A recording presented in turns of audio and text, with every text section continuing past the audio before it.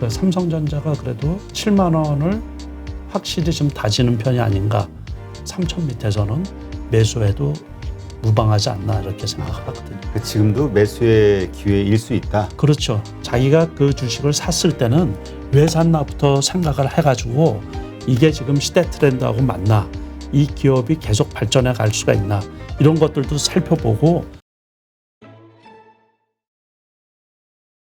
오늘 모신 분은 정말 많은 분들이 좋아하시죠. 베스트인컴 남석관 대표님. 예, 안녕하세요. 네, 안녕하세요. 반갑습니다. 네, 저희도 지금 슈퍼게임이라는 주제로 방송 전에 좀 여러 가지 이야기를 좀 나눴었는데, 참 우리 남석관 대표님 뵐 때마다 이 수십 년, 30년 이상의 이 주식 시장에서 험난한 이 주식 시장에서 생존하시면서 돈을 번다는 거 끊임없이, 이게 정말 대단한 일이지 않은가, 그런 생각을 다시 한번 했습니다. 네. 실은 저도 되게 어려워요. 어려울 때 많고 고민할 때 많고, 그런데 운도 좀 따라주고 그래서 고비고비를 잘 넘기면서 이렇게 오고 있네요. 네. 그래서 지금 사실 또 많은 분들이 고비에 빠진 상황이잖아요. 작년에 잘 올라서 또 많은 분들이 들어왔는데 고점에서 물린 상태에서 지금 뭐 여러 가지 주변 환경이 어려우면서 위기에 빠진 분들, 손실 많이 보고, 이런 분들에게 또 우리 대표님이 가지고 계신 그 해안을 좀 나눠주시면 많은 도움이 될 것 같아서, 네, 오늘 또 이렇게 모셨습니다. 자, 일단 지금 삼천선 아슬아슬하게 이제 줄타기를 하고 있는데 의견이 좀 나뉜 것 같아요. 이제 2,900 바닥 확인하고 이제 여기에서 이제 좀 횡보할 것이다, 혹은 더 한번 크게 밀릴 것이다. 여러 의견이 있는데 어떻게 보세요, 시장을? 그러니까는 이제 단기적으로는 바닥이 확인이 됐죠. 2,900 초반을 2번 찍었으니까. 그렇죠. 그래서 그게 이제 확실한 바닥이고, 지금 이제 3,000포인트가 살짝 넘었잖아요. 네.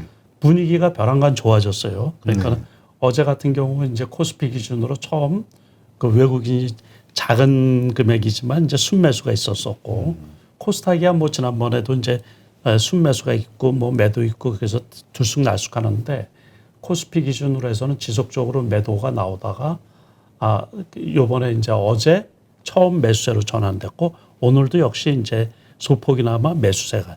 오늘 같은 경우도 지난주 단기 어떻게 보면 급반등을 했다고 볼 수가 있죠. 그렇죠. 지난주 이제 화요일 날, 월요일 날은 연휴였었고, 화요일 날 급락세가 이어졌고, 수목금 3일 올라간 게 이제 코스피 기준으로 해서 한 100포인트 정도 상승을 했고, 그 다음에 이제 월요일자 신문에 나온 거 보도 이런 거 경제지에 보면은 일부 전문가들이 다시 이제 여기까지가 끝이고 다시 하락할 것 같다 그래가지고 어제 아침만 해도 한 20포인트 정도 밀렸다가 이제 8포인트 하락으로 끝났고, 오늘 같은 경우도 약세가 이어지지 않을까 싶은데 미국의 이제 반도체 지수, 필라델피아 반도체 지수가 올라가면서 우호적인 분위기가 돼가지고 일본이나 이제 홍콩 증시, 상해 증시가 올라가다 보니까 우리나라 지수도 의외로 한 20포인트대, 18포인트 뭐 요게 상승을 보이고 있는데, 하나 긍정적인 것은 그 삼성전자가 약세를 이렇게 보였었잖아요. 네, 그렇죠. 그런데 삼성전자가 의외로 미국이 괜찮단 말이에요. 그러다 보니까는 그 삼성전자가 그래도 7만 원을 확실히 좀 다지는 편이 아닌가. 아주 짧게나마 그렇게 생각이 좀 들거든요. 그렇다고 해서 길게 봐가지고서는 12월 달 전에 한 번 정도 또 한 번 이렇게 하락이 있지 않을까. 그런데 이제 요번에는 우리가 이제 기술적으로 보면 2,900포인트를 확실한 바닥이라고 보고, 그게 이제 사람들이 주식 시장은 올라갈 때도 오버슈팅이 있잖아요. 네, 그렇죠. 떨어질 때도 오버슈팅이 있거든요. 그러니까 여러 악재가 막 겹쳐서 나오다 보면 사람들 공포에 의해서, 그렇죠. 요번에 투매식으로, 그리고 지난번에 반대 매매가 많이 나왔잖아요. 많이 나왔다고. 그러니까 그 반대 매매가 이제 그 개인들 신용 물량이겠죠. 반대 매매가 많이 나올 때가 되면 외부적인 아주 크다란 악재 아니면은 그때가 보통은 바닥이라고 보면 되거든요. 그러고서는 이렇게 대반등이 나서 요번에 만약에 12월 달쯤에 그 전에 한 번 꺾이면 제가 보기에는 그렇게 많이 꺾이지는 않을 것 같아요. 아, 그래요? 네, 그래서 어떤 이제 외국계나 뭐 이런 쪽에서는 12월 달에 뭐 5% 지금 주가에서 5% 이상 하락하는 큰 폭의 하락기가 있을 거라고 그렇게 이제 얘기를 하는데 그때가 되면 요번에 학습 효과처럼 요번에 여실히 느낀 것처럼 매수할 타이밍이죠. 또 적극적으로. 2,900선 이 정도. 2,900까지도 안 갈 것 같아요. 제가 그래요? 보기에. 그러니까 지금 그러니까는 3,000인데 그럼 그 더 올라갈 거라고 보시나요? 조금은 더 올라갈 수 있죠. 그런데 많이는 못 갈 것 같고 3,100까지도 제가 보기에는 못 갈 것 같아요. 그렇지만은 이제 뭐 한 3,050 요 정도면 벌써 다 온 게 아닌가 이렇게 이제 생각이 들고 그리고서는 이제 떨어져도 2,950 정도면 원래도 한 2,950 정도면 괜찮았는데 거기에 이제 심리적으로 확 그때 이제 떨어지면서 연휴 다음에 그러면서 2,900까지 두 번 왔는데 아주 지금은 이제 차트를 보나 뭐를 보나 견조한 그 바닥 다지기가 이렇게 눈에 보이는 것 같거든요. 그래서 심하게 떨어질 것 같지는 않고 긴 사이즈로 봐가지고서는 3,000 밑에서는 이제 매수해도 그러니까 긴 호흡으로 최소한 내년 2월 이후 내년 3월 달까지 봐서는 그 3,000 밑에서는 매수해도 무방하지 않나 이렇게 생각을 하거든요. 그러니까 지금도 매수의 기회일 수 있다. 그렇죠. 이렇게 그렇게 보시는 거군요. 그렇죠. 크게 봐서. 그러나 크게 봐서. 그러니까 그 말씀은 그렇다고 지금 샀다고 해서 이게 빠르게 막 올라가지는 올라가지는 않죠. 행보를 뭐 내년 3월까지는 내년 2월 달까지. 2월까지는 2월 달까지 이제 부침이 있을 거예요. 부침이. 그러다가 모든 이제 악재가 노출이 다 되고 테이퍼링을 뭐 미국에서 한다고 그러니까 그거 하고 요번에도 우리가 공급망 그 전력난 뭐 이런 거하고 같이 겹쳤었잖아요. 그렇죠. 그러다가 이제 유가 관련주 뭐 이런 쪽에서는 오히려 고점을 치고서 내려오는 격이기 때문에 그런 악재들이 이제 해소가 되면서 주가가 지금 반등하는 과정이거든요. 그러니까는 조금 더 올라갈 수도 있고 외국인 매수세에 달려 있겠죠. 그러니까 기관이라고 해서 지금 적극적으로 사는 편은 아니거든요. 그렇죠. 그냥 뭐 이제 뭐 요즘에는 그 아직까지는 시중에 증권 시장에 들어와 있는 돈이 원체 많기 때문에 그게 이렇게 뭐 5천억씩 사는 게 장난이 아니죠. 어제 같은 경우도 기관이나 금토에서는 비교적 많은 양이라고 할 수 있는데 뭐 한 3천억, 4천억씩 매도를 했으니까는 그러고서 오늘은 또 거꾸로 뭐 한 2천억 이상씩 이제 매수를 하다 보면 하루에 뭐 몇천억씩 사는 거 파는 거는 뭐 이게 개별 종목 이렇게 개인 투자가들이 하는 거하고 거의 비슷한 패턴이다 보니까 지금. 그래서 바닥은 제가 확인이 된 것 같고 그렇다고 너무 낙관적인 전망을 할 필요는 없지만 그래도 만약에 다시 3천 밑에 떨어진다고 하면 매수할 기간이다. 그렇게 해서 구간이다. 그렇게 보고 있거든요. 네. 지난번에 대표님 그 현금 보유 비중을 한 10% 정도로 90% 주식 보유 비중을 한 10% 정도로 좀 낮췄다 이런 말씀하셨잖아요. 그 뷰도 이제 바뀌시는 건가요? 조금씩 사죠. 조금은 사는데 그 뭐 한 10% 더 샀던가 지금 그러거든요. 그럼 아직도 현금 비중이 80%다. 그 정도는 돼 있죠. 그렇다면 그렇게 시장을 이렇게 공격적으로 막 투자할 만한 상황은 아니다 이렇게 보시는 거 아닌가요? 그렇죠. 제가 제가 이제 운영하는 방법이 일반 분들하고 하는 방법하고 조금 차이가 있어서 그래요. 그러니까는 거래는 많이 하고 그러는데 큰 계좌들을 어떤 특정 종목에 많이 담고 가기가 불편한 장이다 그런 얘기고 그 대신 이제 개별 계좌들, 개별 트레이딩하는 계좌나 단기 매매하는 계좌는 아주 원활하게 열심히 잘하고 있거든요.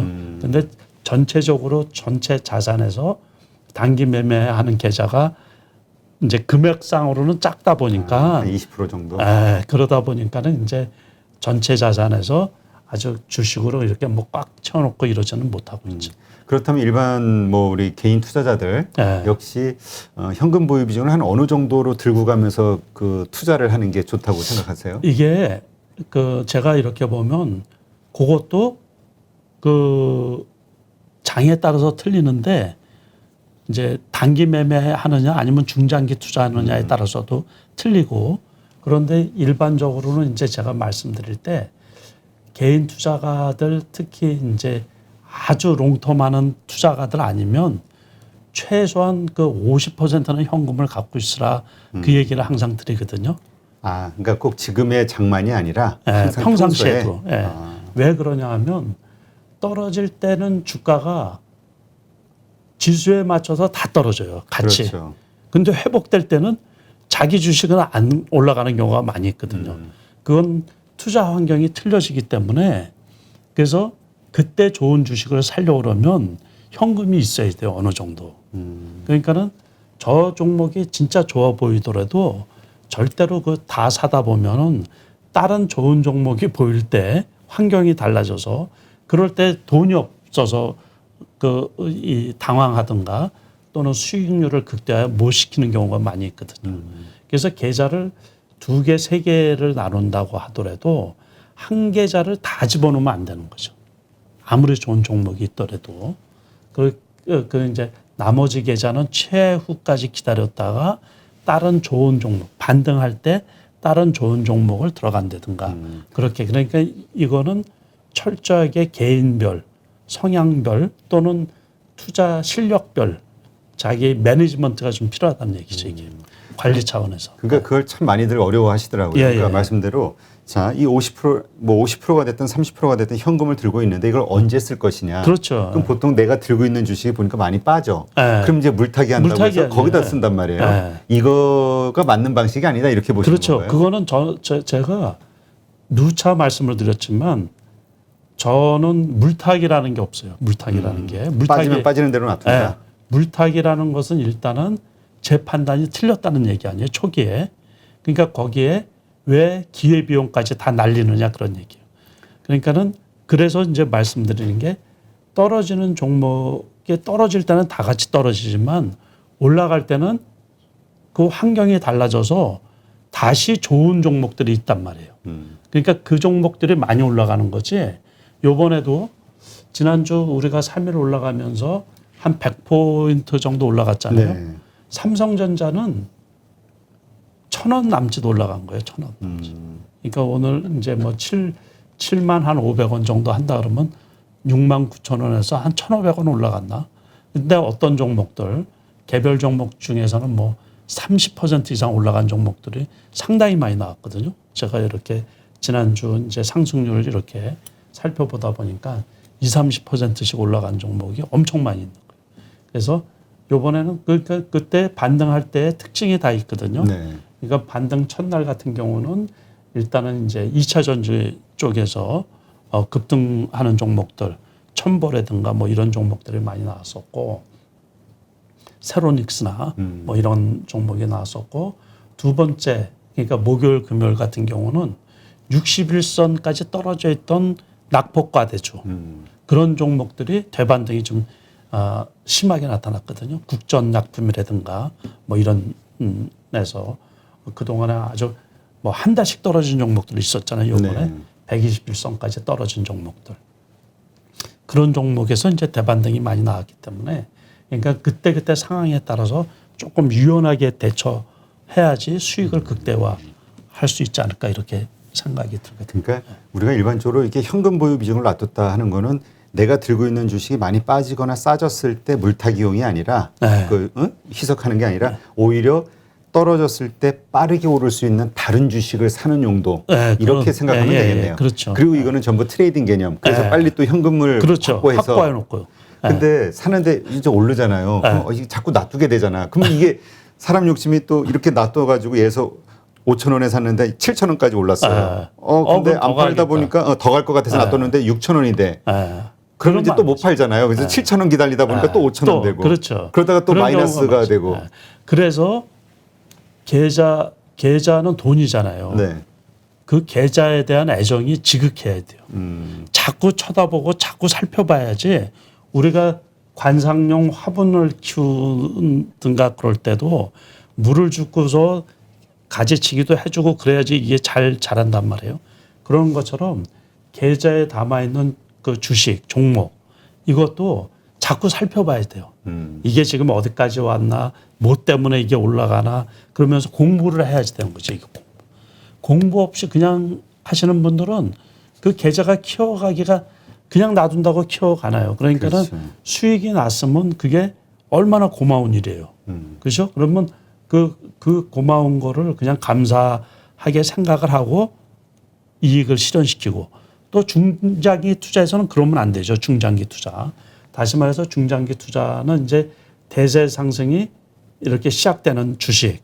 이런 경우는 이게 시대 트렌드하고 맞고 그게 이제 특히 연초다 뭐 아니면 올라가는 초창기다 뭐 이럴 때는 그 주식을 조금 올라갔다고 팔면 안 되죠. 그러니까 자기가 그 주식을 샀을 때는 왜 샀나부터 생각을 해가지고 이게 지금 시대 트렌드하고 맞나 이 기업이 계속 발전해 갈 수가 있나 이런 것들도 살펴보고 그리고서 이제 이게 오래 갖고 가야 되겠다 싶으면은 조금 롤링이 있더라도 그냥 놔두는 거고 이제 단기 이슈에 의해서 급등한 거 있잖아요. 그런 건 빨리 팔아줘야죠.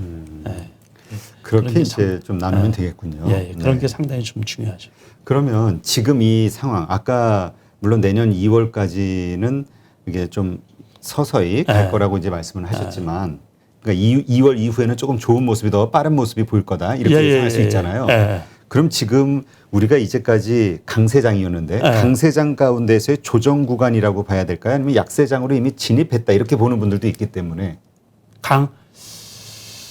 약세장, 강세장 그것도 되게 어떻게 보면 우스운 얘기예요. 우스운 얘기. 그러니까는 이제 우리가 이 황소냐 곰이냐 이제 그런 얘기를 하잖아요. 그렇죠. 그러니까 이분법적인 논리죠. 저는 그렇게 보지를 않거든요. 그러니까 작년 같은 경우는 너무 많이 떨어졌으니까 이제 그게 원래는 이제 반등을 하다가 강세장으로 돌변을 해가지고 그 유동성에 의한 장세죠, 그냥. 그런데 이제 앞으로 보통 때는 그냥 지난번에는 유동성 장세로 해서 그냥 돈이 너무 많으니까 끌어올라간 거고 금리 인상을 하고 테이퍼링을 하면서 유동성을 축소시키려고 그런단 말이에요. 지금 그렇죠. 자꾸 부작용이 여러 군데서 많이 나오고 우리나라 같은 경우 대표적으로 부동산 값이 너무 폭등을 해가지고 거기에다가 물가도 요즘에 많이 올라가고 있잖아요. 그러니까 이제 각국 정부가 중앙은행들이 다 유동성을 축소시킨단 말이에요. 그러면 유동성 축소 원래는 이제 과거에 이제 이 금융사계론이라고 있잖아요. 그러다 보면 이제 금융장세, 실적장세, 실적장세, 역금융장세 이렇게 나누는데 보통은 이제 뭐냐 하면 그냥 실적장세예요. 보통은 그냥 실적장세. 그러니까는 꼭 약세장이라고 할 필요도 없어요. 그거는 금리 지금 나오는 게 내년에 뭐 중국 경기 이제 둔화 뭐 이런 거로 인해 가지고서 노이즈죠, 일종의. 어떤 이제 이 부정적인 요소들이 이렇게 나올 때 그 노이즈들이 지나고 나면 또 별게 아니에요, 별게. 그러기 때문에 꼭 단정적으로 그래서 주식하면서 제일 제가 겪은 거로는 극단적인 평가를 하시는 분들 있잖아요. 시장을, 전망을. 그러니까 비관론자라고 우리가 흔히 말해서 장이 뭐 안 좋고 뭐 불안할 거라는 그런 분들하고 너무 낙관적인 쪽으로 보는 강세론자들. 그 두 개에서 균형 잡힌 그러니까 현실적인 시각이 제일 중요한 거로 이렇게 보거든요. 그러니까 너무 비관적으로 보는 분들도 제가 이렇게 주변에서 보면 주식해서 돈을 잘 못 벌어요. 그러니까 너무 조심을 하다 보니까. 이번 같은 경우도 2,900이면 제가 보기에도 저는 한 2,950일 때도 괜찮다 그랬거든요. 네. 그냥. 그러니까 2,900이면은 좋은 기회죠. 근데 이제 뭐 어느 쪽에서는 2,900이 되니까는 2,800까지 뭐 보인다는 등 이제 그런 말씀들을 하거든요. 그러면 벌써 이제 그 바닥이라고 그냥 우리가 그러니까 너무 또 올해만 해도 그랬잖아요. 전부 다 뭐 3,500 가느니 심지어 3,700 간다는 분들도 있었거든요. 그러니까 너무 어느 쪽으로 치우칠 생각을 하지 말고 그냥 합리적으로 돈이 많이 있어서 저 가격대에 거래가 많이 됐으면 대충 그 가격대가 그냥 시작 가격이 되는 거예요. 시장이라는 게. 우리 부동산 아파트 값만 해도 10년 전, 20년 전 가격으로 여기서 떨어진다고 해서 그때까지 떨어지겠어요. 그렇죠. 그 파이가 커진 거기 때문에. 그래서 지금은 약세장 하더라도 당분간 제가 올 봄인가 그렇게 말씀을 드린 것 같은데 당분간 몇 년 동안은 과거의 그 금융위기처럼 폭락하고 그런 게 절대로 있을 수가 없어요. 그러니까 일단은 그러니까 이제 유동성을 축소시킨다고 하더라도 지금 있는 거에 뭐 4분의 1도 축소를 못 시켜요. 제가 보기에. 한다 해도 테이퍼링 한다 해도. 그렇죠. 지난번에 원래 우리가 미국 금융위기 이후에 미국에서 테이퍼링을 하면서 그 목표가 원래 3분의 1을 축소시키는 거였거든요.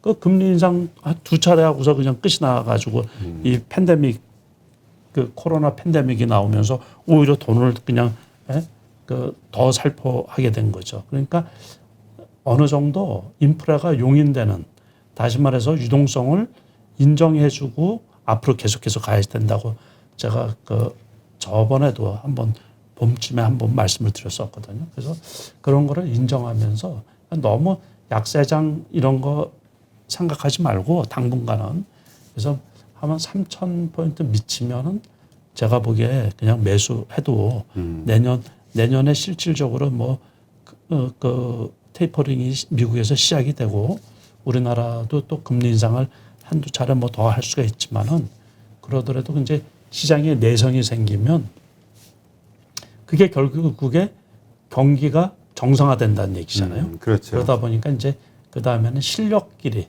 다시 말해서 기업의 실적에 의해서 움직이지 않을까 이렇게 이제 생각을 하니까 그럴 때일수록 이제 앞으로 실적이 좋아질 기업들 이런 쪽에 이제 투자를 하면 괜찮지 않을까 이렇게 생각을 하거든요. 네, 그렇군요.